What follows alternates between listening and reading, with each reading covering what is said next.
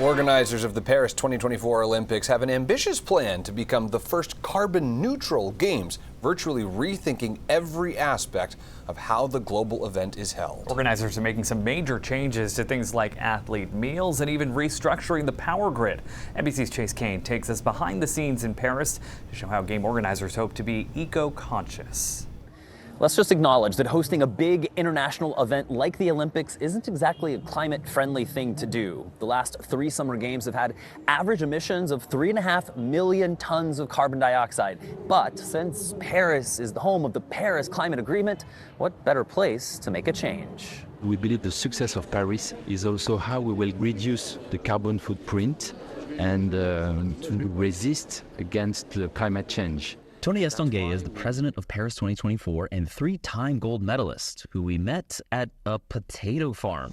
Really, he was visiting one of the local farms providing 80% of the 13 million meals served during the games.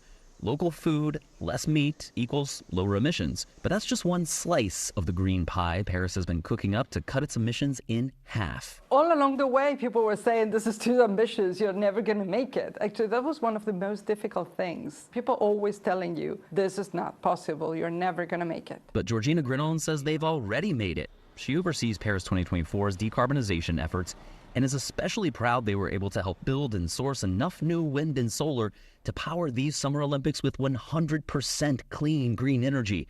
Everything from windmills on the Normandy coast to solar panels on the roofs of venues in Paris. And speaking of venues, using existing arenas also helped slash their carbon footprint.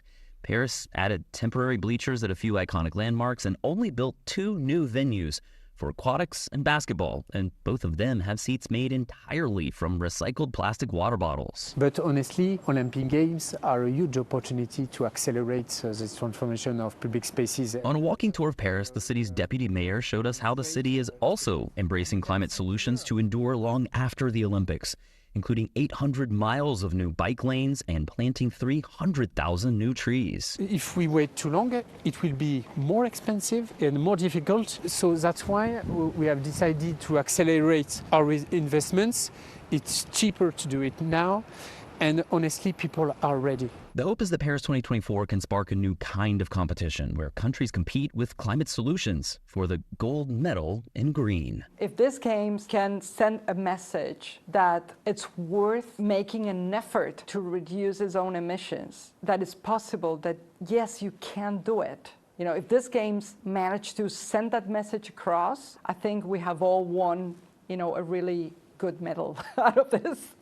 Yeah, the Olympics bring the world together in a way that few other things do. So imagine if they could also bring the world together for climate action.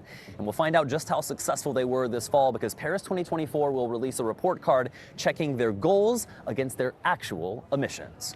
Reporting in Paris, I'm National Climate Reporter Chase Kane. Back to you.